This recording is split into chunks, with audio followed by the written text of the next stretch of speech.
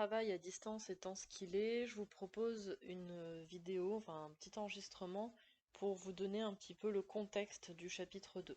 Donc en fait, dans cette vidéo, je vais reprendre ce que je vous ai proposé la semaine dernière sur Pronote, et puis cette semaine aussi, avec les corrections des questions que vous deviez faire seul. Je vais vous remettre les traces écrites, donc ça permettra à celles et ceux qui n'ont pas encore recopié le cours de le recopier. Je vérifierai quand je reviendrai vos cahiers, puisque lundi 5 octobre c'est la date de mon retour, j'espère, je croise les doigts en tout cas. Donc à mon retour, vous avez une évaluation sur le chapitre 1. Le chapitre 1 se compose uniquement de tout ce qu'on a fait en classe, c'est-à-dire que ce que je vous ai dit la semaine dernière sur Pronote et puis cette semaine ne sera pas dans l'évaluation. Donc le stalinisme n'y sera pas, le nazisme qu'on va voir cette semaine n'y sera pas. Donc je vous disais ça parce que le lundi 5 octobre, le jour de l'évaluation, pendant que vous travaillerez sur votre contrôle, je passerai dans les rangs pour vérifier vos cahiers. Donc il faudra prendre votre cahier ce jour-là et surtout être en mesure de me montrer que vous avez bien recopié le chapitre que je vous ai proposé, le début du chapitre que je vous ai proposé à distance. Pour introduire ce chapitre, je voulais vous montrer cette carte. C'est une carte qui émane des différents traités de paix qui ont été signés entre 1918 et 1919. Alors effectivement, je dis qu'il y a eu plusieurs traités, on parle souvent du traité de Versailles comme étant le traité de fin de guerre, de fin de Première Guerre mondiale. En fait, le traité de Versailles, il concerne les clauses signées entre les Alliés et l'Allemagne, mais il y a eu plusieurs traités à chaque fois entre les Alliés et puis euh, les, euh, les empires qui ont été vaincus, l'Autriche, la Hongrie par exemple, qui se voient scindés en deux, puisqu'avant on parlait de l'empire austro-hongrois, donc les deux étaient ensemble. Tous ces traités ont pour point commun qu'ils vont redistribuer les territoires de l'Europe. Donc en fait, cette carte nous permet de voir trois types de territoires. Donc les territoires des Alliés, voilà, qui bougent pas, enfin qui bougent pas à peu de choses près, puisque ici, là, vous voyez un petit territoire qui tient énormément aux Français, puisqu'il s'agit des gains territoriaux, donc pour la France, l'Alsace et la Lorraine. Et vous avez les territoires des vaincus, donc vous avez ici en bleu, l'Allemagne, l'Autriche, la Hongrie, la Bulgarie et la Turquie qui faisaient partie donc de la triple alliance. Et vous avez donc des territoires qui sont issus des traités, c'est-à-dire qu'en fait ces territoires-là appartenaient soit à l'Autriche-Hongrie, soit un petit peu à l'Allemagne, et donc ils vont être répartis et ils vont acquérir leur indépendance. Donc vous avez la naissance en fait de nouveaux États, la Finlande, l'Estonie, Lettonie, Lituanie, Pologne, Tchécoslovaquie, la Yougoslavie qui n'existe plus aujourd'hui, la Tchécoslovaquie non plus d'ailleurs. Donc voilà, ça ce sont des États qui sont issus des traités de la Première Guerre mondiale. Et puis ici, vous avez des territoires qu'on avait évoqués au moment du génocide arménien, avec l'Empire ottoman qui était dans cette zone-là et qui a été lui complètement disloqué, avec d'autres naissances, enfin avec la naissance d'autres pays. Donc cette carte, c'était un rappel déjà sur les conséquences de la Première Guerre mondiale, et puis elle va aussi expliquer pas mal d'évolutions dans l'entre-deux-guerres, puisque le chapitre 2 que l'on commence, alors qu'on a commencé la semaine dernière, mais que je reprends avec vous aujourd'hui, le chapitre 2 va traiter de l'entre-deux-guerres, c'est-à-dire de la période entre la Première Guerre mondiale et la Deuxième Guerre mondiale. Si ce n'est pas déjà fait, vous prenez votre cahier pour recopier les traces écrites. Donc les traces écrites, c'est les titres des chapitres, la problématique. Donc le titre du chapitre, comme d'habitude en rouge, chapitre 2, démocratie et expérience totalitaire en Europe. Vous sautez une ligne, problématique, comment et pourquoi les régimes totalitaires s'affirment-ils face aux démocraties dans l'Europe de l'entre-deux-guerres.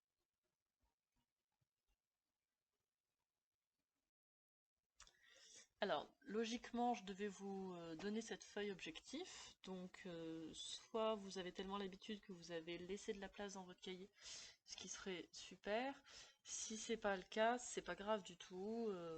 Je vous la donnerai à mon retour et puis vous la garderez dans votre cahier. Vous pourrez la coller à la fin du chapitre. c'est pas très grave. Donc là, vous avez les mots-clés du chapitre et puis la frise chronologique qu'il faudra connaître pour le deuxième contrôle, et puis les connaissances aussi que l'on va acquérir tout au long de ce chapitre. Cette carte-là nous présente les régimes politiques en Europe, cette fois-ci en 1938, alors que la carte tout à l'heure, c'était la carte de l'Europe en 1920. Voilà, donc vous voyez qu'à peu de choses près, ça n'a pas changé. On a toujours la Yougoslavie, on a toujours la naissance de tous les pays baltes ici, Estonie, Lettonie, Lituanie, Pologne, Tchécoslovaquie, etc. Alors, ce qui m'intéresse dans cette carte, c'est les régimes politiques. Alors, est-ce que vous pouvez relever les 3 régimes totalitaires en Europe à la veille de la Seconde Guerre mondiale? Vous pouvez mettre pause pour avoir le temps de réfléchir, parce que moi je vais pas attendre, hein, sinon le temps d'enregistrement va être beaucoup trop long.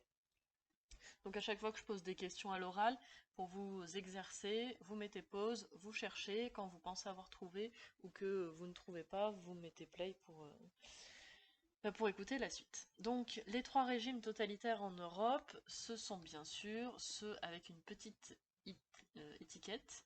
Hitler est arrivé au pouvoir ici en 1933, donc en Allemagne, Mussolini en 1922 en Italie, et Staline en 1924 dans l'Union des républiques socialistes et soviétiques, c'est-à-dire l'URSS. Donc on a 3 régimes totalitaires qui vont être très importants pour notre chapitre, puisqu'on va s'intéresser sur leur mise en place. C'est-à-dire que là, la carte est en 1938, ils sont mis en place. Nous, ce qui nous intéresse, c'est pourquoi en fait ils se sont mis en place, comment est-ce qu'ils se sont installés en Europe. À côté de ça, on va avoir d'autres régimes politiques, ici représentés en vert, donc ce sont des démocraties. Donc vous allez vous remarquer qu'on a des régimes démocratiques en France, en Suisse, Belgique, Pays-Bas, Royaume-Uni, et puis Danemark, Norvège, Suède et Finlande. Lorsque vous arrivez en troisième, vous maîtrisez sur le bout des doigts la notion de démocratie. Et pour cause, vous l'avez étudié en sixième avec la démocratie à Athènes, et vous avez donc retenu depuis que la démocratie, c'est un régime politique dans lequel le pouvoir appartenait au peuple. Comme il est trop difficile pour le peuple d'exercer son pouvoir dans son ensemble, puisque voilà, par essence, un peuple, c'est pas qu'une personne, hein, c'est plein de gens, le peuple va déléguer son pouvoir à des représentants élus. Nous, pour notre chapitre, on va découvrir l'apparition des régimes totalitaires. Alors les régimes totalitaires, c'est complètement l'inverse, puisque ce sont des dictatures qui vont contrôler l'ensemble de la société, comme vous pouvez le voir sur ce qui est écrit sur votre écran. Et donc comment est-ce qu'ils vont contrôler l'ensemble de la société? Par plusieurs moyens. Déjà la formation d'un parti unique, c'est-à-dire que vous avez un seul parti disponible. Vous avez ici sur l'image qui est apparue le parti nazi, avec l'emblème représenté ici par un aigle impérial, et une couronne de laurier qui entoure donc la fameuse croix gammée que généralement vous arrivez bien à reconnaître. Et à côté, vous avez donc l'emblème du Parti communiste, enfin le drapeau du Parti communiste. Vous reconnaissez les 4 lettres, alors ça c'est les lettres en alphabet cyrillique. En français c'est URSS, donc sur fond rouge avec la tête de Lénine ici, et puis le fameux marteau et la faucille juste ici. En plus des partis uniques mis en place, les régimes totalitaires vont faire régner la terreur parmi la population afin d'empêcher les opposants de se développer et donc de déstabiliser le pouvoir qu'ils sont en train de mettre en place. Donc la terreur, par exemple, en URSS, ça va être la mise en place des goulags, des camps de déportation et de travail. Donc en fait, toute personne qui tente de s'opposer au régime qui se met en place va être considérée comme socialement nuisible, c'est-à-dire qu'on va dire que ce sont des gens qui pourraient troubler l'ordre public et donc à ce titre-là, ils sont dangereux pour la société. On va donc les envoyer dans des camps afin de les faire taire en fait. régimes totalitaires vont aussi utiliser la propagande. Donc la propagande, pour rappel, c'est le fait de faire en sorte que l'opinion soit homogène. Donc on va diffuser plein d'idées, fausses ou vraies, peu importe, mais en tout cas on va matraquer la population avec des idées pour homogénéiser la pensée du peuple, de la population. Donc ça, c'est pas systématique, c'est pas typique pardon, des régimes totalitaires, puisqu'on avait vu que les démocraties avaient elles aussi utilisé la propagande, notamment pendant la Première Guerre mondiale. Et puis donc, pour terminer, les régimes totalitaires se caractérisent aussi par le contrôle de l'économie. C'est-à-dire que là, on est complètement à l'inverse du libéralisme qui va laisser les entreprises se gérer.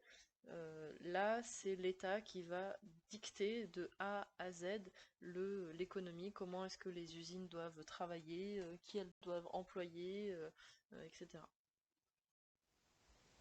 Donc les deux définitions que vous avez ici sont dans un vert un petit peu pâle puisque vous les avez dans la fiche objectif que je vous donnerai à mon retour. Donc vous n'êtes pas obligé de les recopier.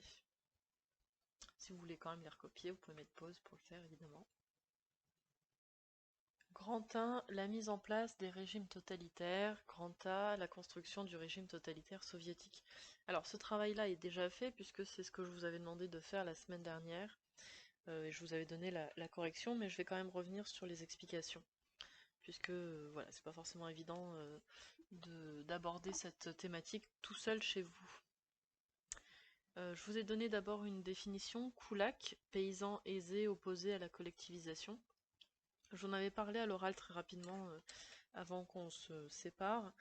C'était au moment où on parlait de la révolution d'octobre en 1917. J'avais commencé à vous parler de cette population-là. Donc les Koulaks, ce sont des paysans qui sont plutôt riches, qui sont aisés, et qui refusent ce que justement Lénine, en arrivant au pouvoir, va imposer, à savoir la collectivisation. La collectivisation, c'est le fait qu'on va mettre en commun les terres pour tout le monde. Donc ça, forcément, ils sont pas contents, puisque eux, ils se débrouillaient très bien à vendre les productions pour eux, et donc ils voyaient d'un très mauvais œil le fait de mettre en commun pour tout le monde et de ne plus posséder leurs terres à eux. Donc ça, c'était un terme important pour répondre aux questions, donc on va les corriger maintenant. Première question, qui sont les adversaires des révolutionnaires? Alors déjà, petite mise en contexte, en 1917 on avait parlé de la révolution qui avait eu lieu en octobre, et cette révolution elle avait été orchestrée par Lénine, qui s'était appuyé aussi sur les dons d'orateurs de Trotsky. Donc Lénine, c'est le personnage que vous voyez en haut de ce dessin, de cette caricature, donc ici. On le reconnaît parce que tout simplement son visage, voilà, vous devez pouvoir reconnaître les traits de son visage. Je vous mets une photo ici d'époque. Ça fait partie des compétences, hein, reconnaître un personnage historique. Donc là, vous avez son visage, et dans une caricature, si vous n'êtes pas capable de reconnaître que Lénine, c'est celui-ci, et pas lui, ou lui, ou lui, bah, du coup, vous voyez bien que ça vous empêche d'analyser le document. Donc une fois qu'on a identifié Lénine comme étant ce personnage-là, on se rend compte qu'il tient un balai dans les mains et il est en train de balayer différents personnages. Alors, pour répondre à la question, qui sont les adversaires des révolutionnaires, on sait que Lénine est un révolutionnaire puisqu'il a orchestré la révolution d'octobre 1917. Et donc il est en train de balayer qui?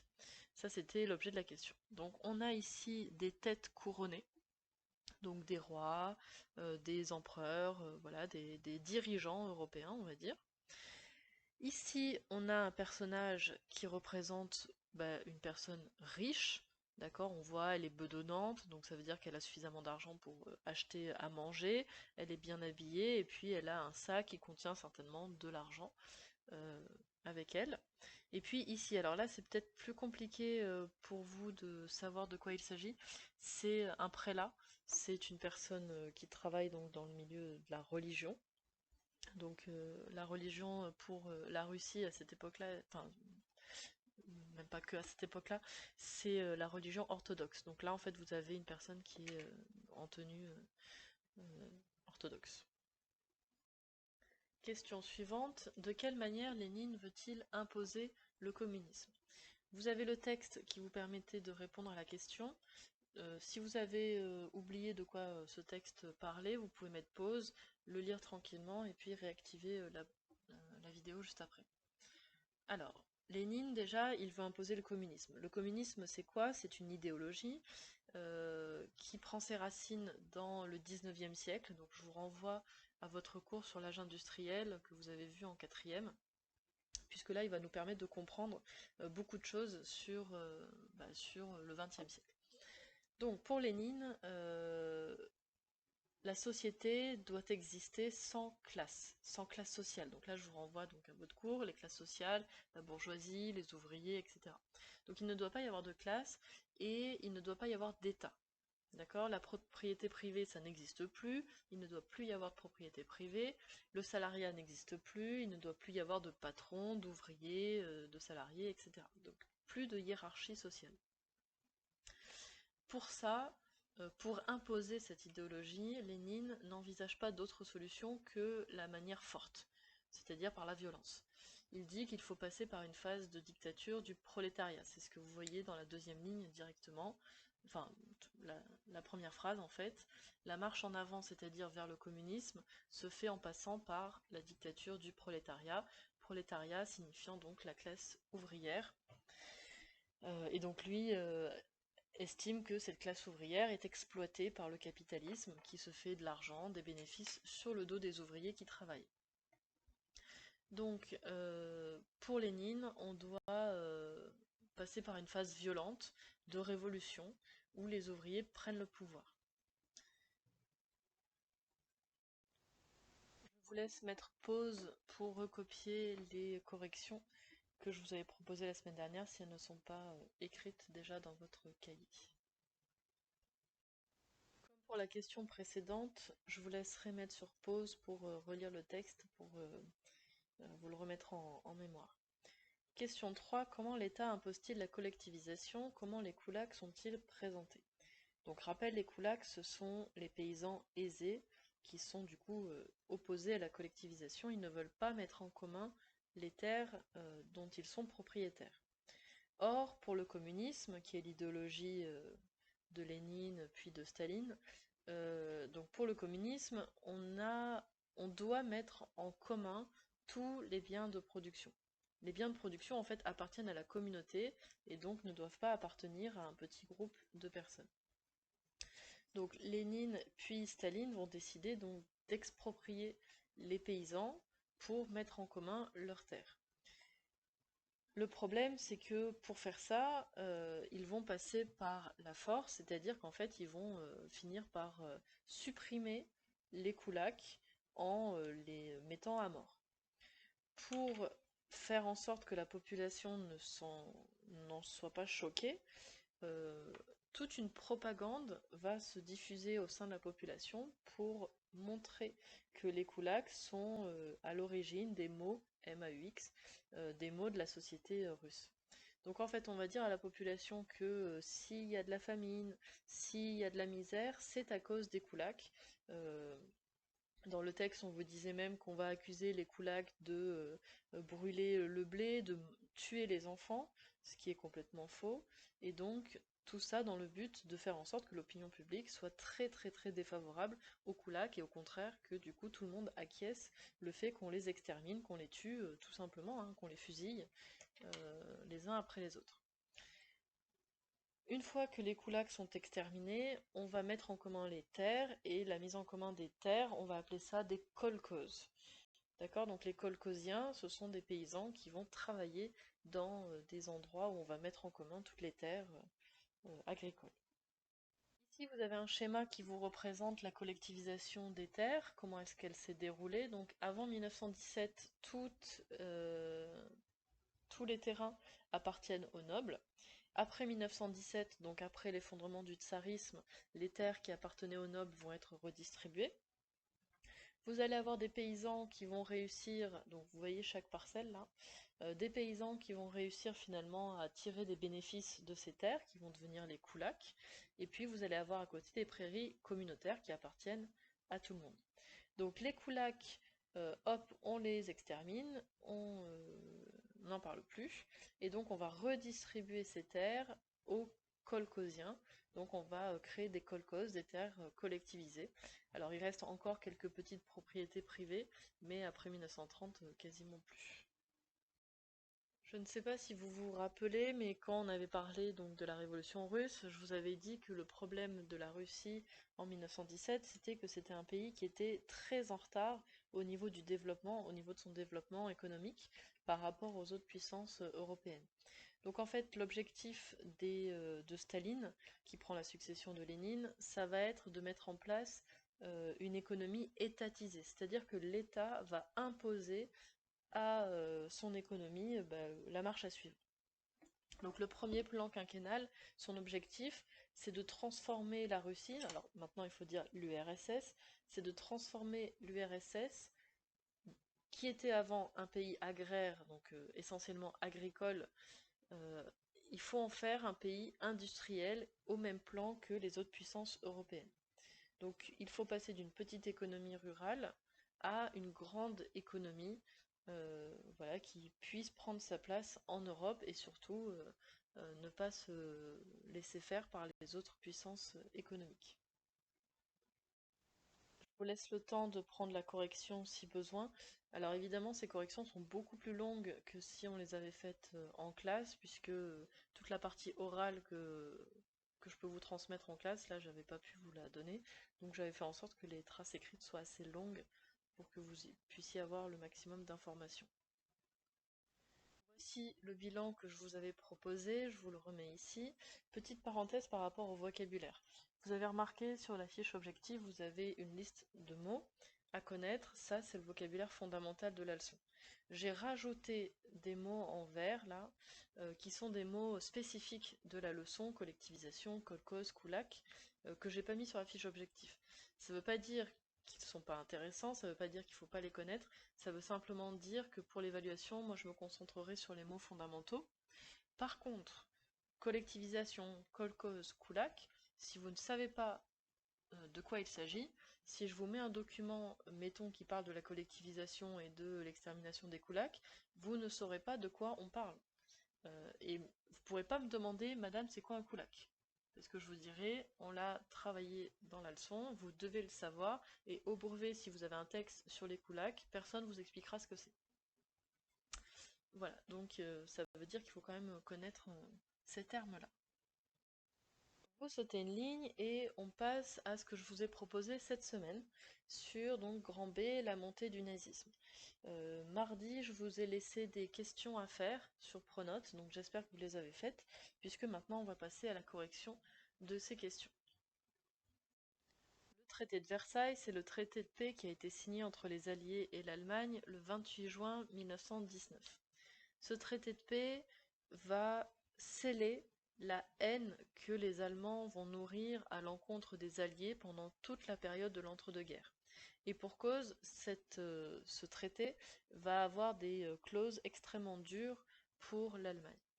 En fait, l'Allemagne va être considérée comme la responsable de la Première Guerre mondiale, et à ce titre, elle va devoir rembourser tous les dégâts qui ont été causés, tous les dommages qui ont été causés aux puissances alliées. De plus, son armée va être limitée à 100 000 hommes et elle aura l'interdiction d'avoir des blindés, des chars, etc. Évidemment, l'Alsace et la Lorraine vont être restituées à la France. Et enfin, une partie de son territoire, donc la Rhénanie, va être occupée par les Alliés.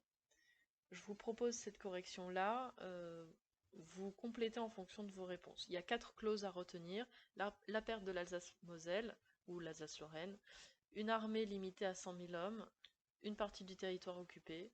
Alors la Rhénanie, c'est pas par hasard, hein, la Rhénanie c'est une des zones, c'est l'un des territoires les plus intéressants d'un point de vue stratégique, puisque vous avez plein de mines de charbon à cet endroit-là. Donc en fait, mettre la main sur cette partie-là, c'est aussi mettre la main sur des ressources stratégiques. Et enfin, on a dit le paiement de réparation pour les dommages de guerre. Je vais profiter de ce document pour faire un petit peu un point sur la méthode d'analyse de documents. Donc ce document, déjà, quelle est sa nature? Si je m'en tiens au paratexte, donc c'est-à-dire à tout ce qui se trouve autour du texte, j'apprends que l'auteur, Melita Mashman, avait 17 ans en 1933 et qu'elle était adhérente des jeunesses hitlériennes, puis fonctionnaire. Elle raconte ce qui l'a menée au nazisme. Je regarde maintenant en dessous, Melita Mashman, Ma jeunesse au service du nazisme, 1967. Donc là, vu la date, vu le titre de l'ouvrage, je comprends qu'il s'agit en fait d'une autobiographie qu'elle a écrite une trentaine d'années après les faits. Donc qu'est-ce que je vais apprendre dans son autobiographie? Qu'est-ce qu'elle va nous dire en fait sur ce que les Allemands reprochaient aux Alliés? Pourquoi est-ce qu'ils souffraient? Et qui est-ce qu'ils accusaient de leurs maux? Donc, nos parents se plaignaient sans cesse de l'appauvrissement croissant de l'Allemagne. Alors, je vais surligner ce qui nous intéresse. Donc, de quoi souffrent-ils, les Allemands? De l'appauvrissement, de l'appauvrissement de l'Allemagne. Il y avait 6 millions de chômeurs en 1932. Mes parents imputaient tout cela aux réparations que l'Allemagne devait payer à ses anciens adversaires. Donc là, comme vous avez bien suivi, les réparations que l'Allemagne devait payer à ses anciens adversaires, ça fait référence directement à ce qu'on vient de voir dans la question précédente, à savoir le traité de Versailles. Les réparations, mais pas seulement, aussi la perte des zones industrielles, ça fait référence à la Rhénanie, que je vous ai évoquée juste avant, puisque la Rhénanie a été occupée juste après le traité de Versailles par les Alliés. Donc la Rhénanie qui avait des mines de charbon très très importantes, puisque ce sont des ressources stratégiques pour développer les industries. Ce qu'elle dit, donc on ne parlait pas en revanche des conséquences de la grande crise économique qui était durement ressentie partout. Alors, la grande crise économique, elle le voit en 1967, elle l'analyse en 1967, mais à l'époque, à 17 ans en 1933, la grande crise économique, elle ne voit pas du tout ça. La grande crise économique, on en reparlera, c'est en 1929, on a un krach boursier donc à New York, qui va faire que beaucoup d'usines vont s'effondrer, des entreprises vont s'effondrer, donc les gens vont être au chômage, plus de salaire, on peut plus payer le loyer, on peut plus s'acheter à manger, famine, etc., etc. Et donc ça a eu lieu en 1929, mais les Allemands, les nazis, donc pour le coup là le parti unique qui va vouloir arriver au pouvoir, vont mettre en avant non pas la crise économique, mais au contraire ils vont dire que si les Allemands souffrent, c'est à cause du traité de Versailles, c'est à cause de la perte de la Rhénanie, c'est à cause de l'argent que l'Allemagne doit payer aux Alliés, et pas du tout à cause de la crise économique qui touche finalement le monde entier. Ils vont pas s'arrêter là, la propagande va aussi pointer du doigt une population en particulier, les juifs. Donc les juifs vont être assimilés à des parasites, des ennemis qu'il va falloir du coup exterminer. Pourquoi c'est important? Pourquoi est-ce que c'est important de savoir ça? Parce que c'est ce qui va expliquer pourquoi les Allemands vont adhérer au nazisme, parce qu'en fait il y a une propagande extrêmement importante qui va se développer tout au long de l'entre-deux-guerres pour accuser telle ou telle personne, tel ou tel événement des souffrances euh, que les Allemands vivent à cette époque-là. Donc comme les Allemands souffrent, et ils vont accepter l'idée qu'ils souffrent pourquoi? Parce que les Juifs sont là, parce que le traité de Versailles est là, etc., etc. Question 2. De quoi les Allemands souffrent-ils? Qui accusent-ils? Les Allemands souffrent de la crise économique qui touche le pays et qui touche le monde entier à partir de 1929. Seulement, dans l'Allemagne des années 1930, on a des partis politiques qui veulent arriver au pouvoir. Eux, ils ne vont pas mettre en avant la crise économique, non, ils vont préférer pointer du doigt d'autres responsables. Certains Allemands vont pointer du doigt les Juifs. D'accord? Ça sera notamment ce que le parti nazi va mettre en avant. D'autres vont pointer du doigt le diktat imposé par le traité de Versailles. Pareil, le parti nazi va aussi utiliser le traité de Versailles comme responsable des misères connues par les Allemands. D'accord, donc ça, vous gardez bien en tête qu'on va avoir un affrontement démocratique entre le parti nazi et le parti communisme. communistes. D'accord? Les extrêmes vont arriver au pouvoir, puisque justement les populations sont tellement fragilisées par la crise économique elles vont vouloir voter pour des extrêmes. Donc c'est bien important de faire la part des choses entre la vraie raison, qui est la crise économique, qui explique le chômage, et puis les raisons qui vont être manipulées par des partis politiques qui veulent arriver au pouvoir. Justement, comme il y a des élections, il faut les remporter. C'est pour ça que vous avez ce document qui vous montre en fait quelque chose que va faire Hitler. Qu'est-ce qu'il fait et pourquoi? C'était la question qu'on vous posait. Donc en fait, il va travailler sa gestuelle devant son photographe pour savoir un petit peu quel aspect il a quand il va employer telle ou telle gestuelle. L'objectif étant de convaincre les foules à chaque meeting politique qu'il va faire. Donc il faut qu'il rende son discours vivant pour captiver la foule avec des attitudes tantôt visionnaires, comme vous voyez sur la première image, avec la main tendue vers l'avenir, tantôt impératives avec le poing serré et puis l'index pointé vers telle ou telle personne, tantôt combatif avec les poings, voilà, comme s'il était en train de se battre. Donc là, c'est vraiment important de garder en tête que Hitler, dans un premier temps, va remporter des élections